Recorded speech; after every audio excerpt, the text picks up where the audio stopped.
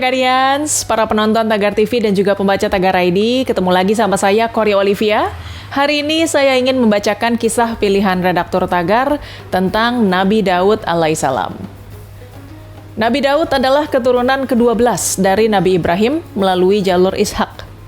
Ayah Nabi Daud, Yisha bin Awid, merupakan keturunan Yahuda bin Yakub. Ia menghabiskan masa kecil hingga remaja di kota Bethlehem bersama ayah dan 13 saudaranya. Utusan Allah ini hidup sekitar tahun 1041 sampai 971 sebelum Masehi. Tahun 1010 sebelum Masehi, ia diangkat menjadi nabi, lalu ditugaskan berdakwah kepada Bani Israel. Nabi Daud dikaruniai Allah beberapa mukjizat, misalnya mampu melunakkan besi, menundukkan gunung, dan berbicara dengan burung. Tidak hanya itu, ia juga dianugerahi kitab Zabur, kerajaan yang sangat kuat dan kepandaian serta kebijaksanaan yang luar biasa. Keistimewaan Nabi Daud tersebut dikisahkan dalam surah Saba, An-Nisa, Al-Isra, dan Sad. Nabi yang namanya disebut dalam Al-Quran sebanyak 16 kali ini memiliki suara yang sangat merdu. Ketika ia membaca kitab Zabur dengan sangat fasih, gunung-gunung dan burung pun ikut bertasbih. Bani Israel kala itu hidup tertindas di bawah kekuasaan Raja Jalut. Dia adalah seorang pemimpin kejam yang memiliki tubuh sangat besar menyerupai raksasa, sehingga tidak heran jika Raja Zalim ini amat ditakuti oleh orang-orang.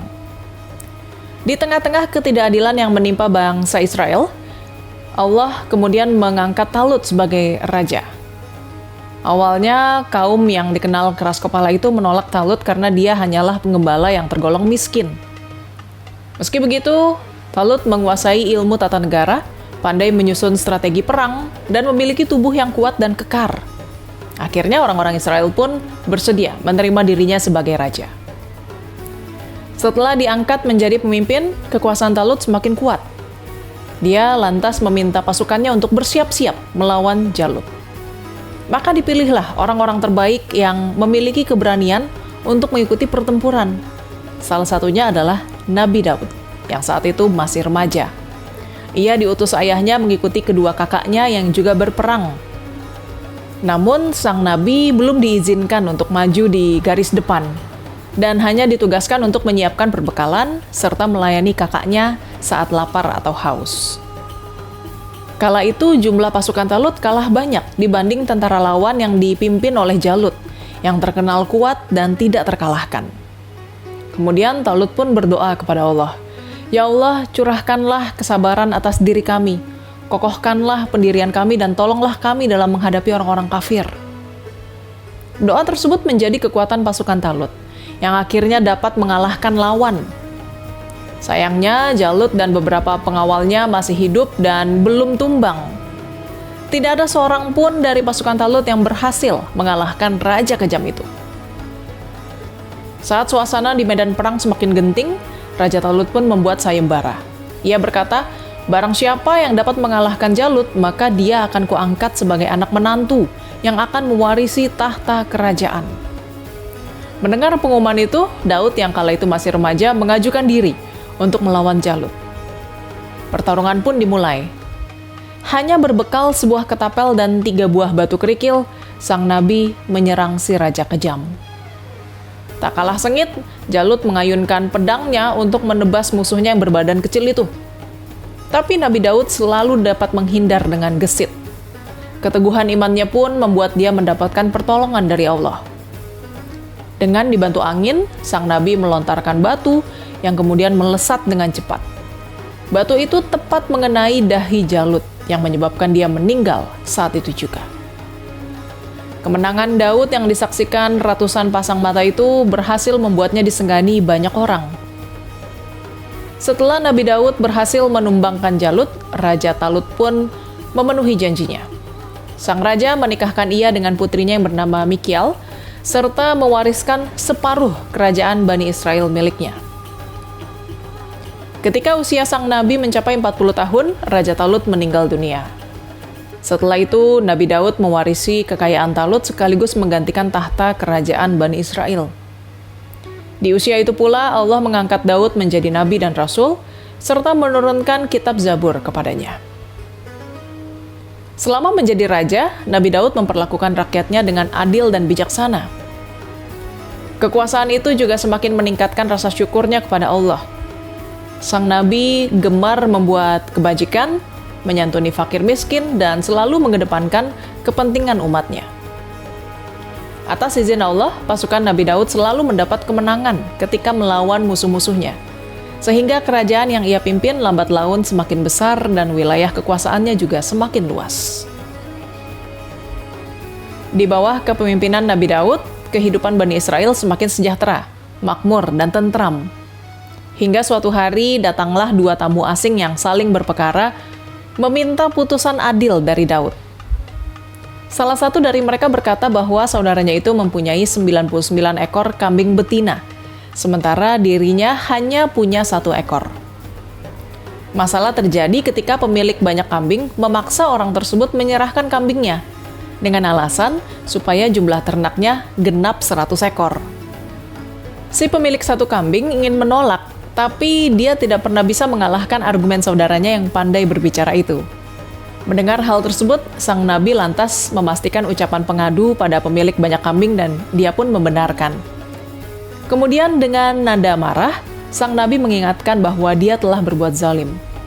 Nabi Daud meminta orang itu menghentikan keinginannya atau ia sendiri yang akan melakukannya. Tapi pemilik 99 kambing tersebut malah berkata, "Hai Daud, kamu justru yang seharusnya dihukum. Kamu sudah memiliki istri 99 orang, lalu kenapa kamu masih ingin menikah lagi? Kamu bersikeras menikahi gadis yang sudah dilamar orang lain. Calon suami gadis itu adalah anggota tentaramu yang setia. Keduanya sangat mencintai satu sama lain." Nabi Daud sangat terkejut mendengar kata-kata orang tersebut. Ia langsung teringat pada seseorang. Gadis yang dimaksud itu adalah Sabik binti Syatik yang memiliki wajah begitu menawan. Sebelum dilamar oleh sang Nabi, gadis tersebut telah dilamar oleh pria bernama Uria bin Hanan, dan mereka akan menikah. Saat mendekati hari pernikahan, Nabi Daud justru menugaskan Uria untuk berjihad di medan perang. Sementara itu, sang Nabi langsung terpikat pada calon istri Uria ketika pertama kali melihatnya. Terbesitlah keinginan untuk melamar Sabik, lalu ia pun mendatangi orang tua si gadis hingga akhirnya keduanya menikah. Setelah mendapat teguran dari pemilik kambing tadi, Nabi Daud pun menyadari kesalahannya dan merasa sedang mendapat teguran dari Allah. Kemudian ia bertobat dan memohon ampunan padanya. Meninggalnya Nabi Daud dikisahkan dalam sebuah hadis riwayat Abu Hurairah. Diceritakan ia merupakan nabi yang memiliki tingkat kehati-hatian dan cemburu yang tinggi. Setiap kali keluar rumah, sang nabi harus selalu mengunci semua pintu masuk, sehingga tidak seorang pun bisa memasukinya sebelum ia pulang. Suatu ketika, sang nabi keluar dan rumahnya pun sudah dikunci. Istri Nabi Daud tiba-tiba mengintip dan melihat ada seorang laki-laki berdiri di ruang tengah. Dalam hati, sang istri bertanya-tanya, siapa lelaki itu dan dari mana dia masuk? Padahal semua pintu sudah dikunci. Beberapa saat kemudian, Nabi Daud datang, lalu menemui lelaki tersebut dan bertanya siapa dirinya. Laki-laki itu menjawab, "Aku adalah yang tidak pernah merasa takut dengan para raja dan tidak ada sesuatu pun yang dapat menghalangi diriku." Sang Nabi kemudian berkata, "Demi Allah, engkau adalah malaikat maut.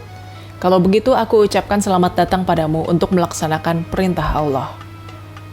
Selanjutnya ia bergegas menuju kamar tempat nyawanya akan dicabut.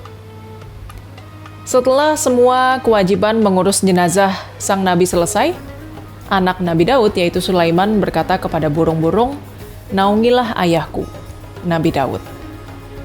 Kawanan burung tersebut lantas menaungi makam sang Nabi hingga sore. Sulaiman berkata lagi, "Lepaskan sayapmu satu persatu." Dan kawanan burung itu pun menuruti perintahnya. Tagarians, demikian kisah pilihan redaktur Tagar hari ini tentang Nabi Daud alaihissalam. Subscribe YouTube channel Tagar TV dan klik loncengnya juga untuk mengikuti video menarik membahas topik terhangat hanya untuk Anda. Saya Kori Olivia, Tagar TV.